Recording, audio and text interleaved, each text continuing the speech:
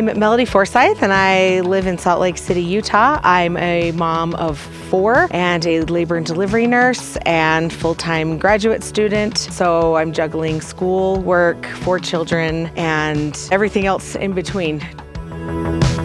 Today, I'm going to teach you how to do some mindfulness techniques that you can do outside in a park, that you can do while you're hiking, or you can do even in your own backyard. Some of the common stressors that we face in today's world is not only everything that's going on in the world, but the mom guilt that we feel about dividing our time between all the roles that we have to fulfill. Those are all the things that kind of keep me up at night, or I worry about or think about. As I got out more, I recognized that it uplifted how I felt, and I felt better inside, mentally and physically. Using all of your 5 senses can really help you be present and stay in the moment. First sense is listening. Do you hear city sounds? Can you hear birds? Next is the sense of smell. Do you smell flowers? Do you smell pine?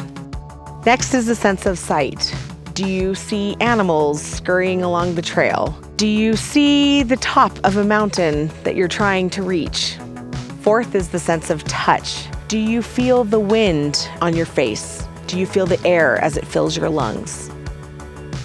Lastly is a sense of taste. You can taste your ice cold water. You can taste the salt in your yummy snack.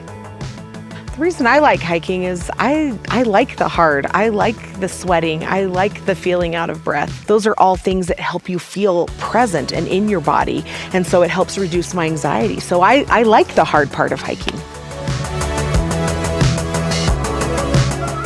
One of my favorite deep breathing exercises is called box breathing. And if you imagine a box, it's we're gonna be inhaling and exhaling and holding those breaths. So you're gonna inhale for 4 counts as you go across, and then hold it. And then you're gonna go down and exhale and hold it. And inhale and hold it for 4 counts, and exhale and hold it for 4 counts.